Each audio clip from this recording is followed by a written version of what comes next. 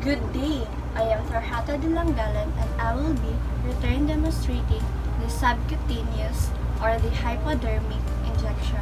For its definition, it is the introduction of a small amount of solution by means of a syringe and needle into the adipose tissue beneath the skin. So for the procedure, the first thing to do is to get the medication ticket and compare it to the doctor's order.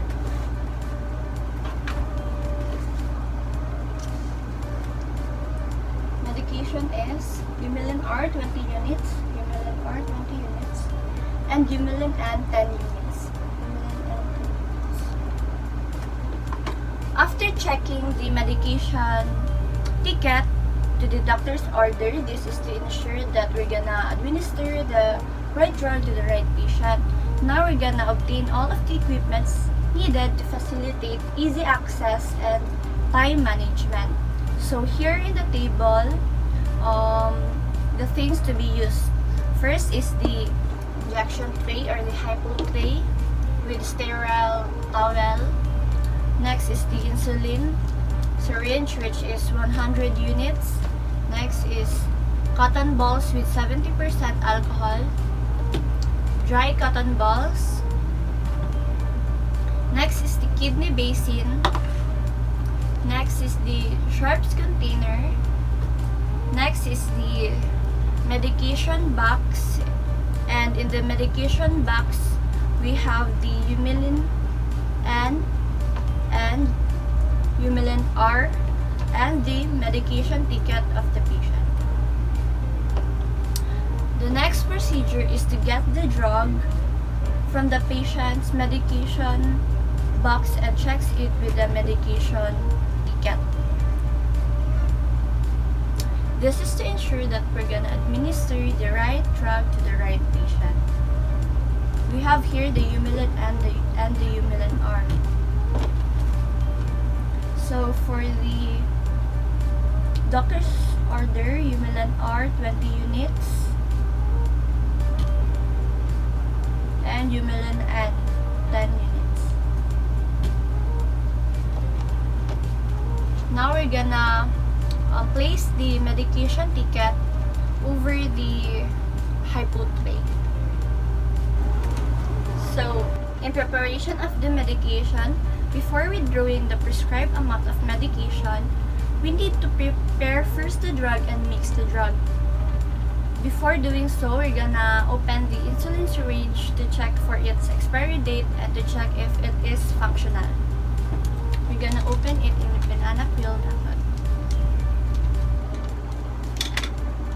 And disregard the wrapper into the kidney basin. So its expiration date is 2026, so it is okay to use.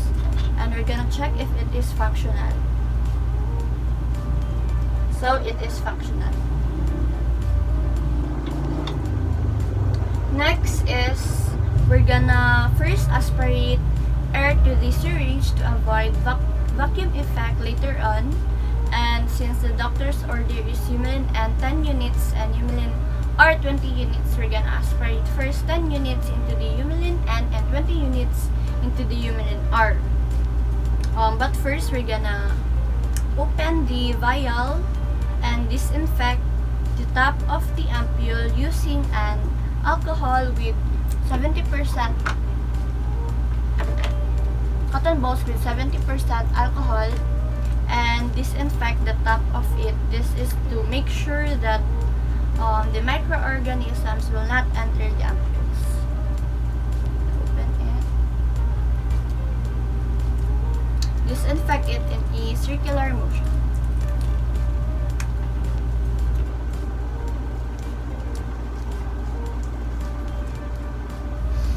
Next is to inject air into the ampules. First, 10 units of air into the Humulin R. Make sure when you inject air, it is in a flat surface. Humulin N 10 units.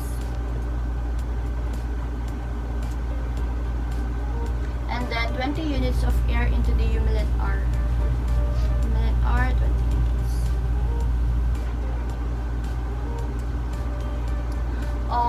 Injecting air into the ampule will facilitate easy extraction or withdrawal of the exact prescribed amount of medication. Next is after injecting air into the humulin R, immediately withdraw 20 units of humulin R with the calibration of the syringe facing you for easy access and to make sure that it is the right drug. So make sure that your 2 fingers is guiding the drug and the other 2 finger is guiding the hub of the insulin syringe. So we're gonna withdraw 20 units of humulin and R,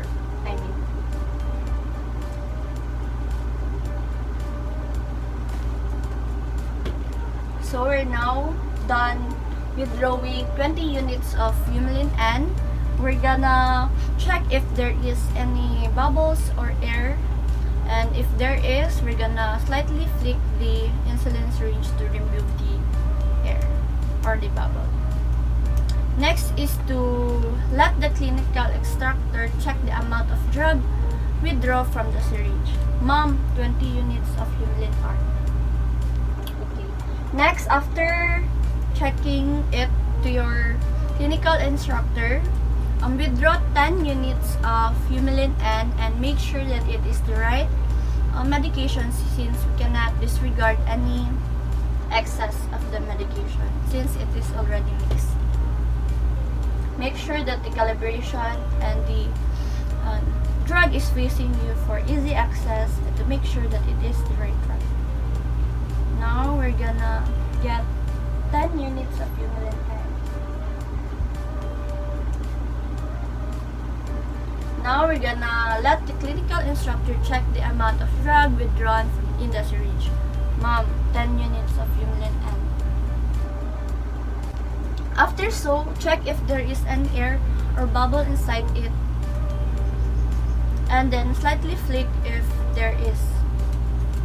So it is now ready, and we're now gonna return it using the fish hook technique.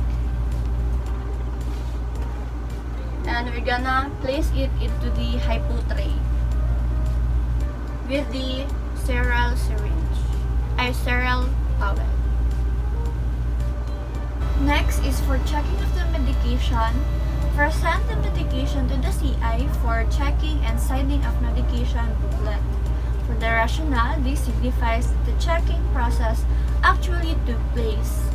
So ma'am, pa-check ko sa medication o pa-check po ko sa gikuha na ko na medication o sa medication ticket.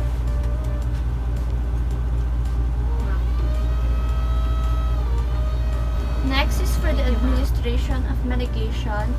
We're now gonna carry the tray to the patient's bedside and identify the patient carefully to ensure that we are gonna administer the right drug to the right patient and explain the procedure to the patient to gain cooperation and to prevent anxiousness of the patient. So, ngayong buntag sir, ako day si Tarhata Dilanggalan, imuhang student tears karong adlaw.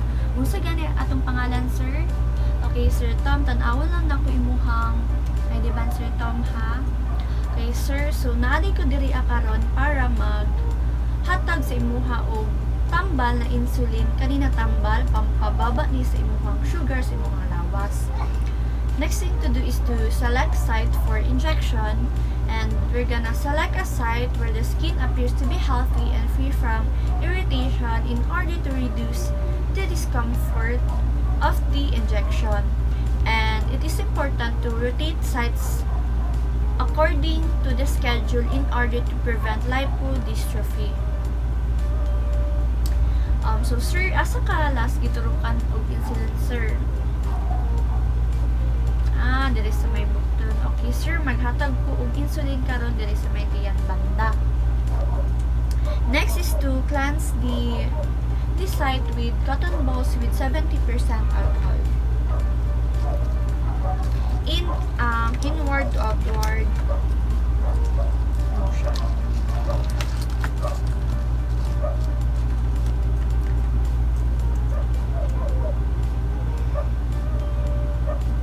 Next is to disregard the use cotton balls into the kidney basin.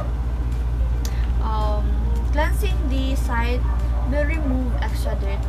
Next is to brush the site and hold in a cushion fashion to ensure that the needle will enter into the subcutaneous connective tissue. Now we're gonna grasp and do the cushion fashion, and now we're gonna get the insulin syringe and remove the cover and inject the needle in a 90 degrees angle if the fat is 1 to 2 inches.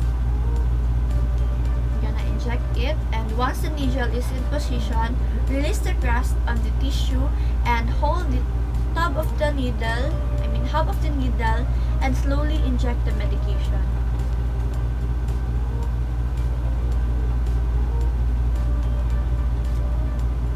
After that, release the syringe and apply pressure using the cotton balls.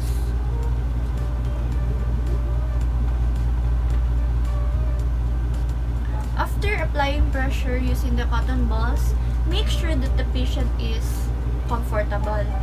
So, sir, okay lang ito pakiramdam mo, sir. Habulan mo ka, sir, ha? Next is turn the medication ticket upside down into the medication tray. This indicates that the medication has already been administered. After so, we're now gonna do the aftercare and discard the used syringe and needle to the sharps container to prevent accidental pricks. Next is, after discarding the used needle, we're now gonna wash our hands to deter the spread of microorganisms, and we're now gonna return the medicine ticket to the box promptly in order to reduce errors and losses. So we're now gonna return the medication ticket to the medication box.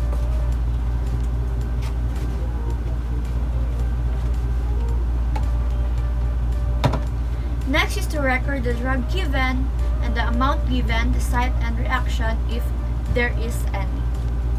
That is all for the subcutaneous and the hypodermic injection.